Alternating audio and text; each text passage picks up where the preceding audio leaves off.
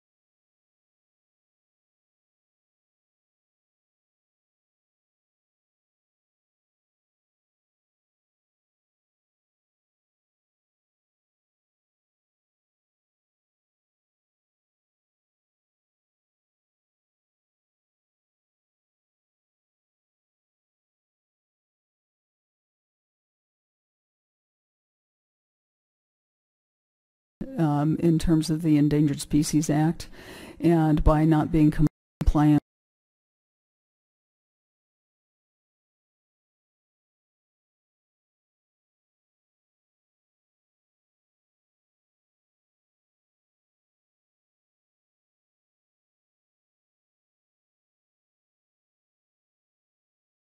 we could lose our take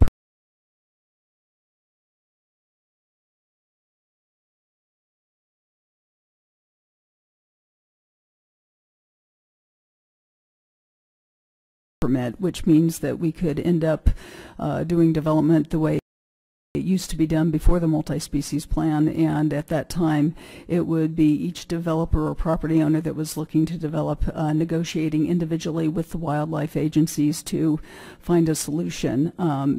The reason the multi-species plans came into being is because that method ended up in a haphazard implementation of the Endangered Species Act, and the federal government was sued, and the multi-species plans across the country are a result of the environmental groups that sued the wildlife agencies and the Supreme Court determining that the obligations of the Endangered Species Act was not being properly implemented.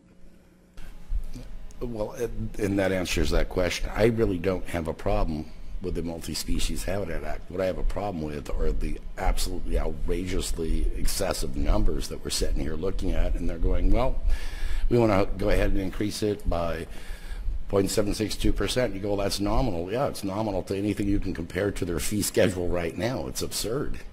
I don't see how.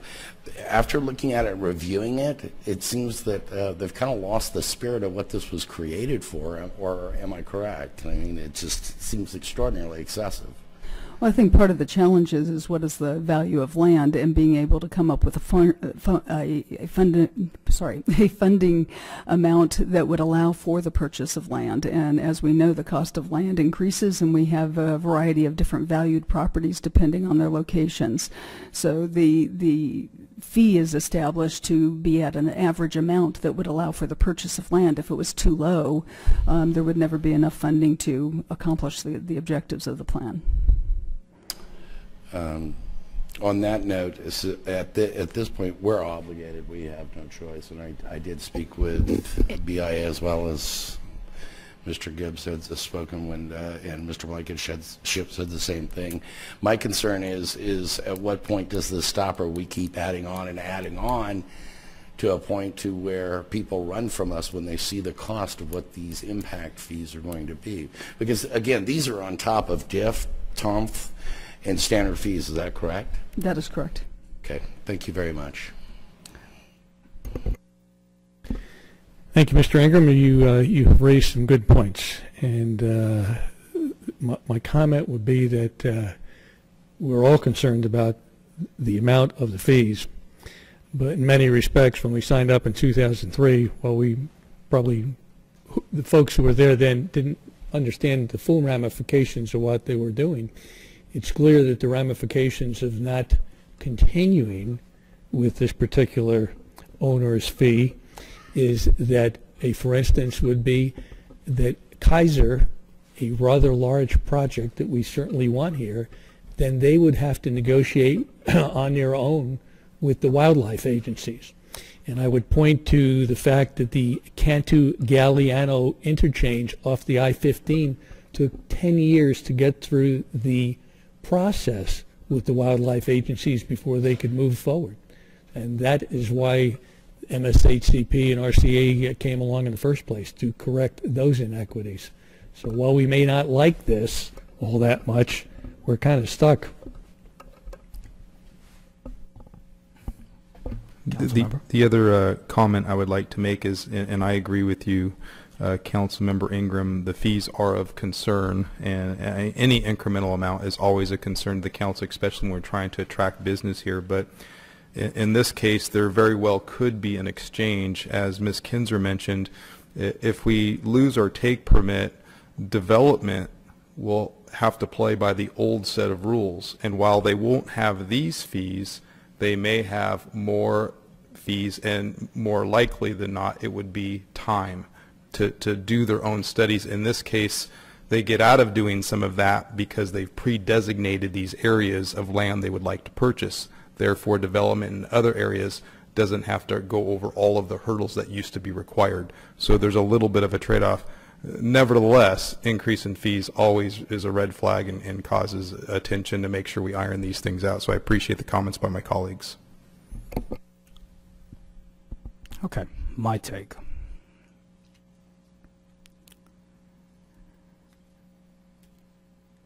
There was definitely a need for something to happen to speed up the process. While the reason why I put this item was not to attack the MSHCP, but you have to look at it in small parts.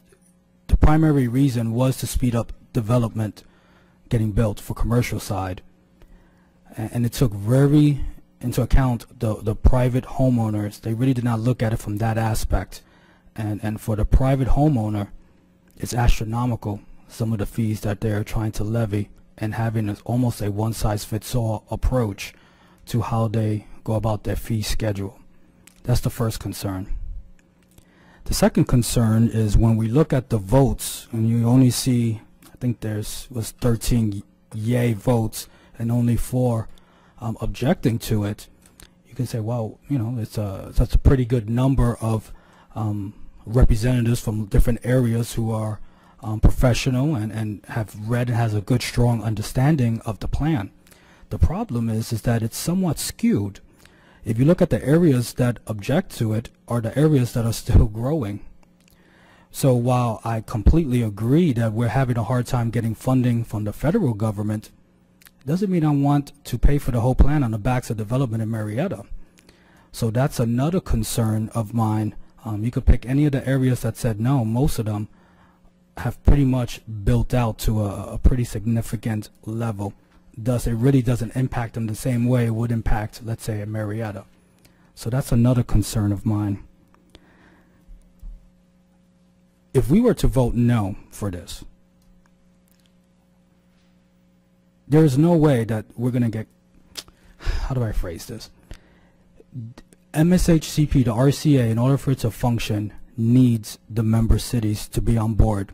In particular, it needs the cities that are still growing to stay a part of the plan, or else there is no way it can be funded and it will collapse and implode on itself. That is a fact. And I think that we should really consider leveraging our position on this and not just jump at raising the fees, because listening to these numbers, if we think we're seeing small signs of growth, nobody wants to pay this kind of fees, and I think that we would see this impact us down the road. And perhaps developers will budget it in. They have monies they could do exchange for lands and have other ways to lower the fees. But what about the small private owner? So I have really strong concerns about this, and out of good conscience, there is no way that I can vote yes on these fees. And I am not seeing any other. You do? Council Member Ingram has a follow-up question. This is for the city manager. In regard to state and federal funding, what do we risk in losing if we don't approve this? Say we wanted to remove ourselves from this contract and paid the fines and well, fees. If we withdraw from the MSHCP, we lose Measure A funding, which is somewhere in the neighborhood of about $3 million a year, I believe. But additionally, we don't get the, I'll use the word benefit, some will disagree with that, but of being part of the MSHCP, and every project that goes on in Murrieta is then subject to all of the environmental challenges that we saw before the MSHCP was put into place. And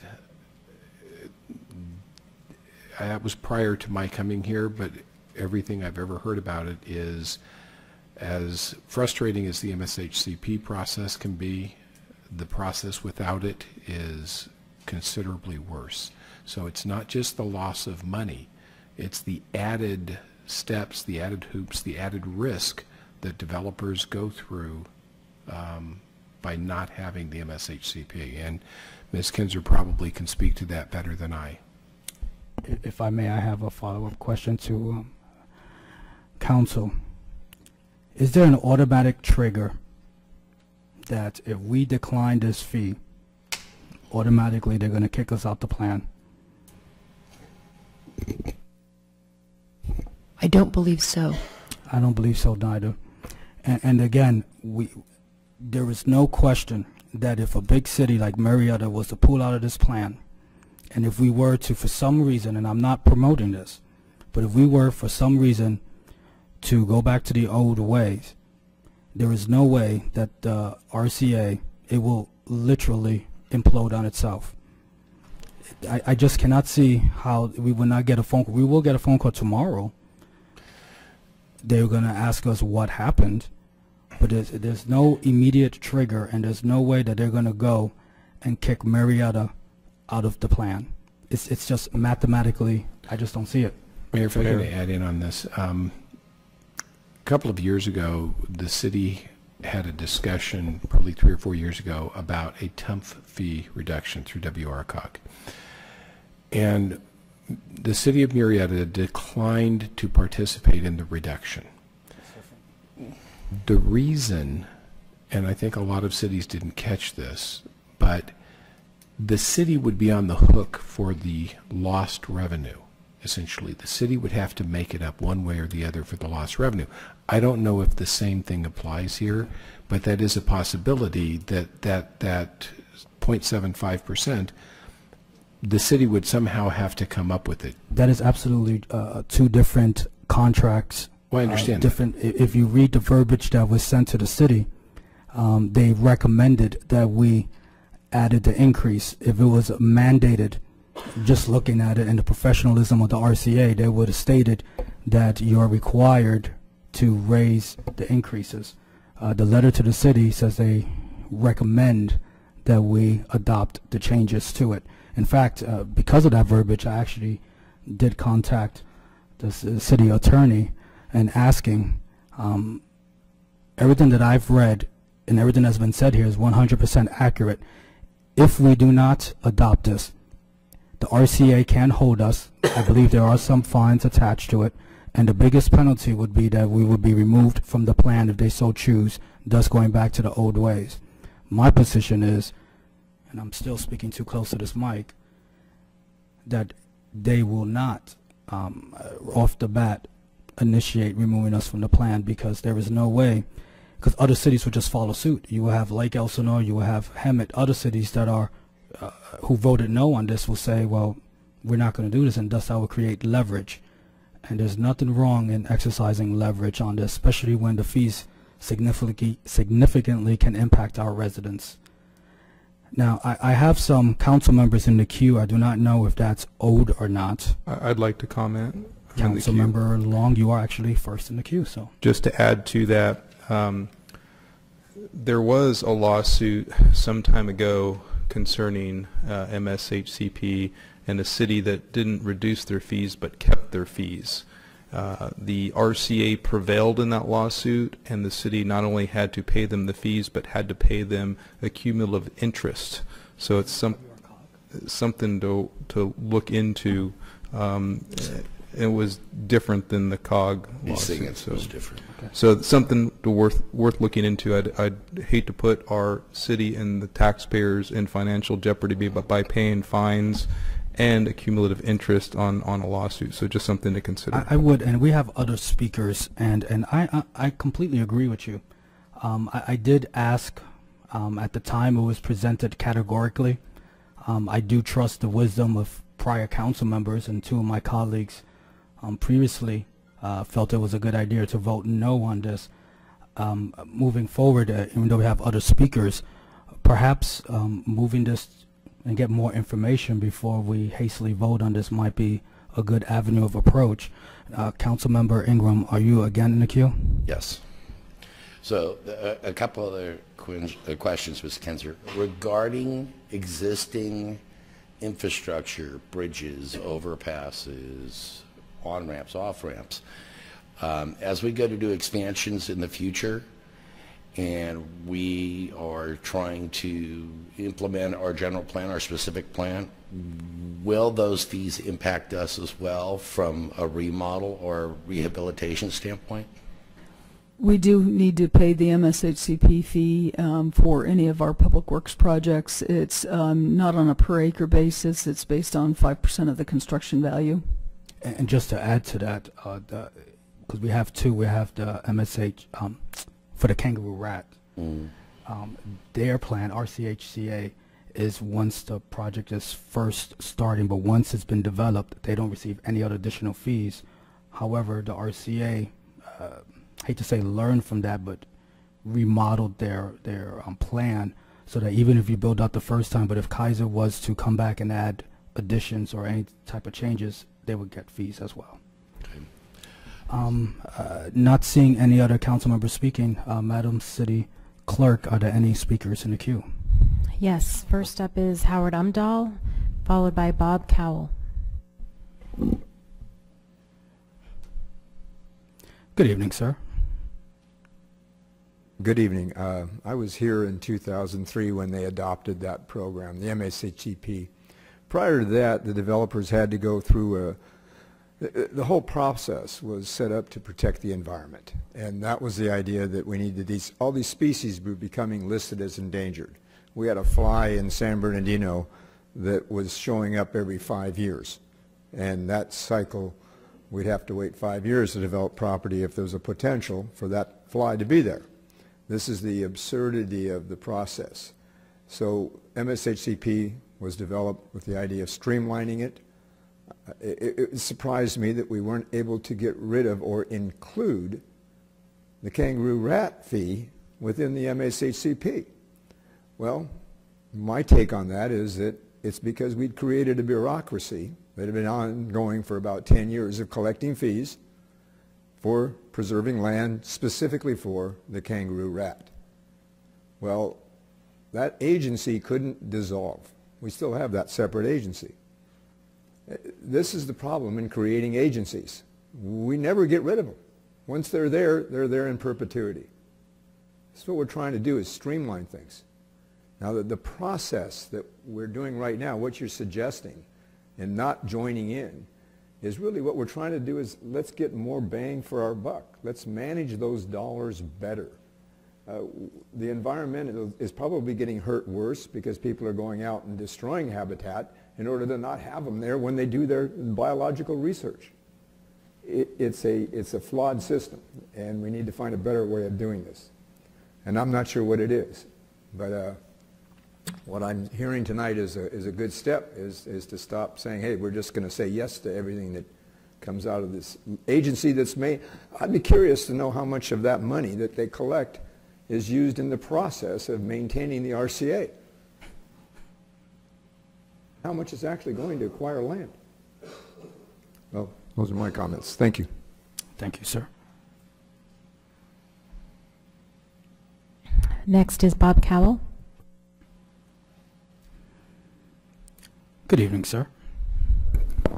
Hey, I just want to say I've owned property in Murrieta since 1987, so I've seen it grow, and I know Alan Long has lived here his whole life, so he's seen it grow from a few thousand or 4,000 to what it is today, what, 105,000.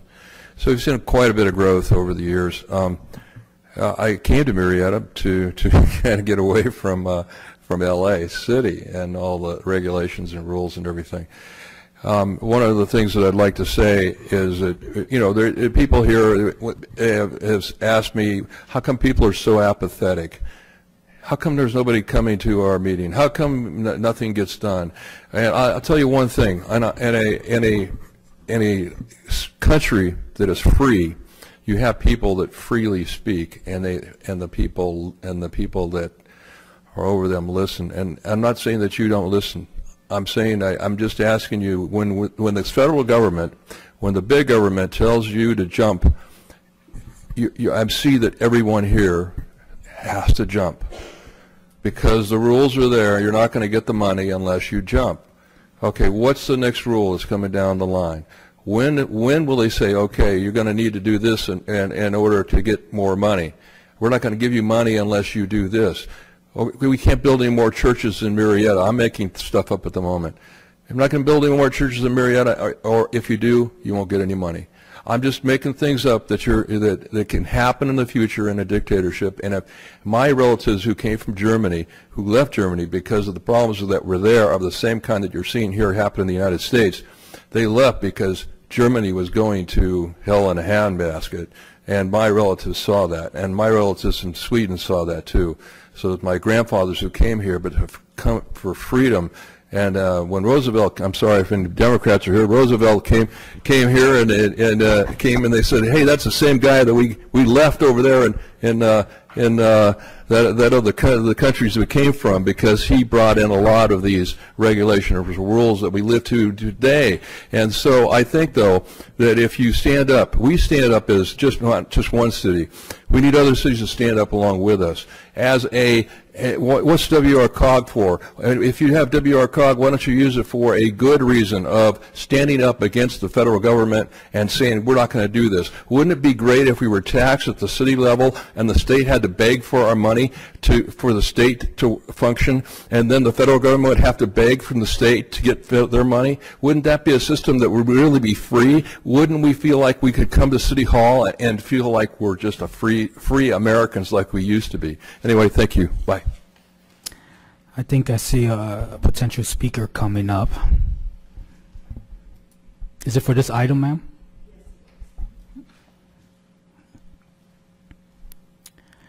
Good evening, ma'am. Good evening, Mayor and Councilman. I'm not good with finances at this level.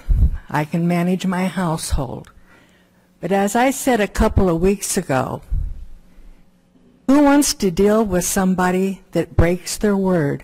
If we have already signed a contract with these people, are we not obligated to do that? Or do we get to pick and choose what contracts we're going to use? What good is a contract if you're not going to follow it? I think these fees are outrageous, and I hope there's some way we can get out of it. But just to say, hey, we don't like this, and we're not going to do it, I think it's wrong. There has got to be another way, a legal way, to get out of this. But if we have a signed contract, I don't see any way to get out of it. I signed a contract on my home. If I didn't like it, I would still have to pay for it, or they'd take my home away from me. Who wants to do business with a city that reneges on their word? I said that 2 weeks ago, and I still feel that way today. And I hope that you guys can get together and find a solution to get out of it without breaking the word and the bond that we have. Thank you. Thank you, ma'am. Councilmember Ingram.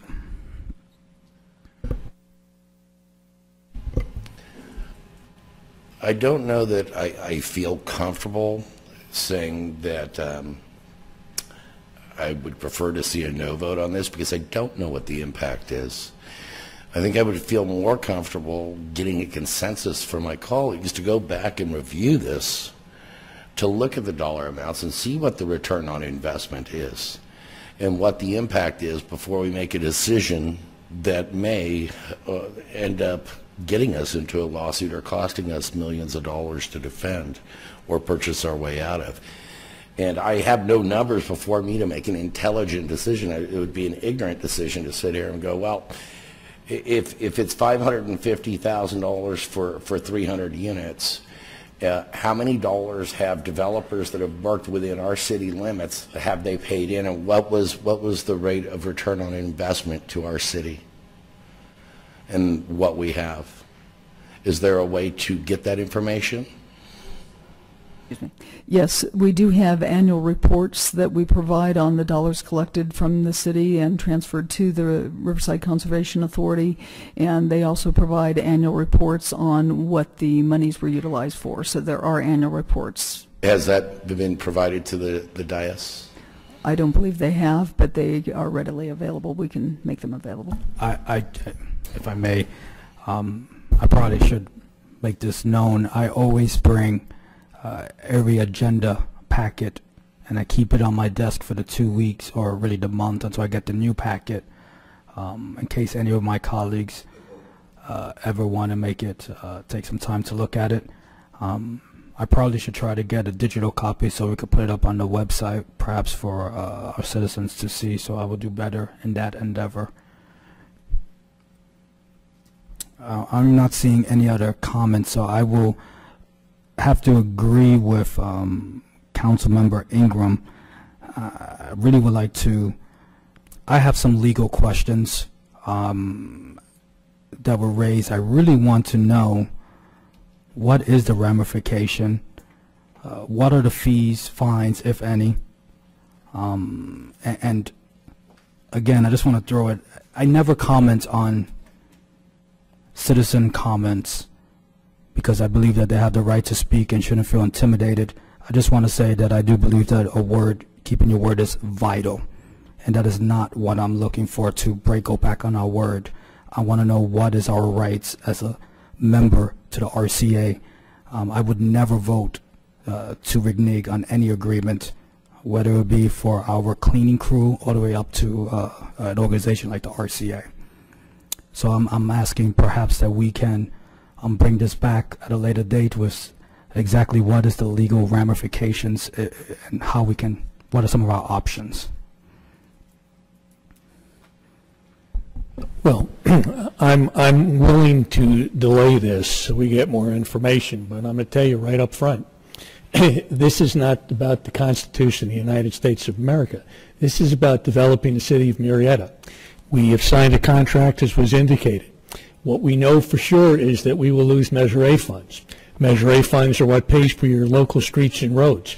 You want to see that street sweeper going down your street cleaning it? That's Measure A funds. You want to see it, the slurry seal in your street to repair on a temporary basis the cracks that develop just from wear and tear? That's Measure A funds. And you want to see that asphalt overlay once every 7 years to do major repair? That's Measure A funds. So there are ramifications, and the biggest ramification is Kaiser. We want another hospital here. They haven't promised us another hospital, but they're moving forward with an 890,000 square foot medical campus, starting with an 80,000 square foot medical office building. The environmental impact report is circulating right now.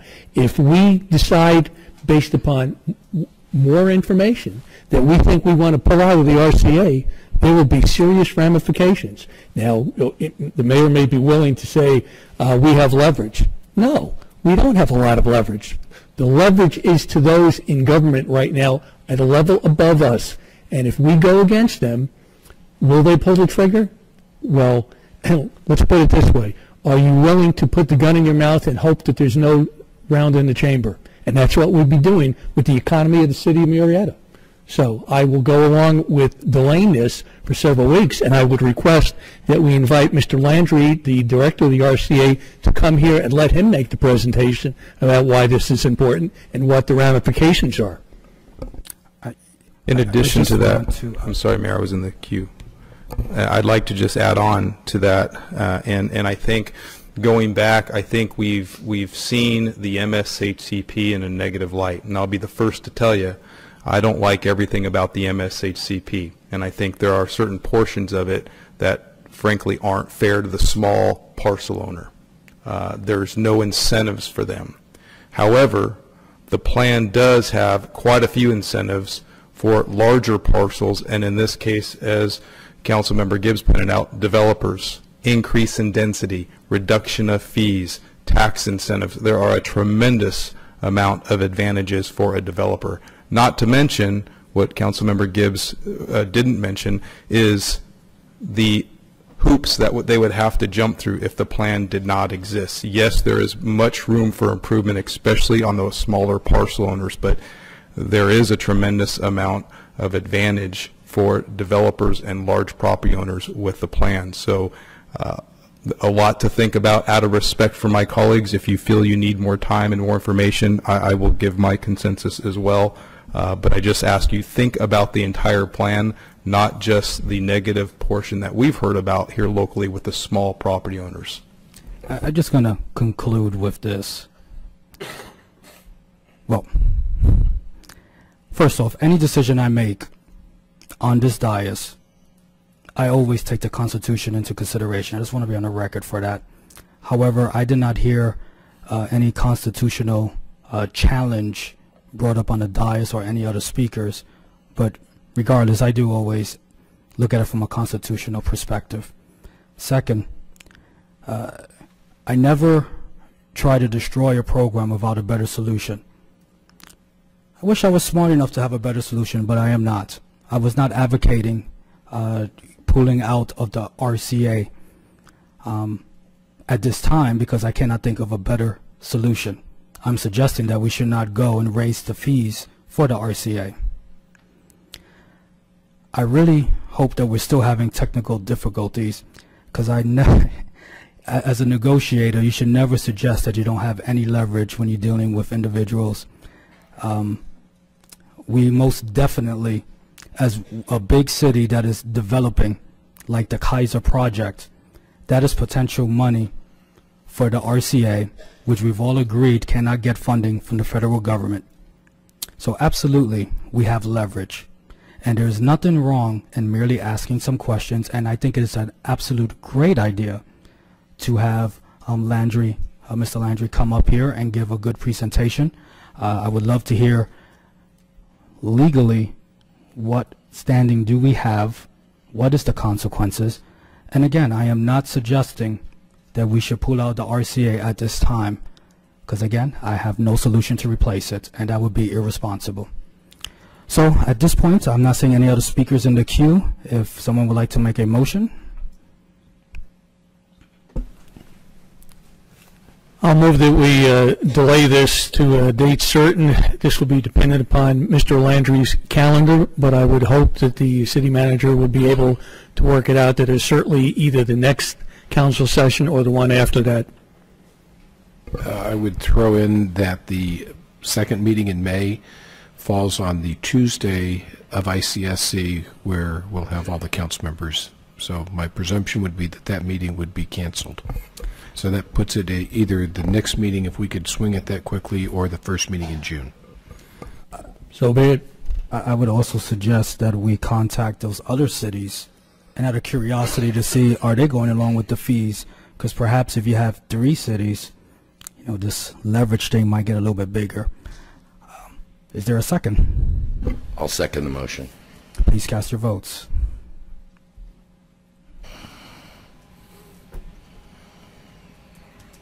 All right, that passes 4-0. I'd like to request a recess. 5-minute recess. Thank you.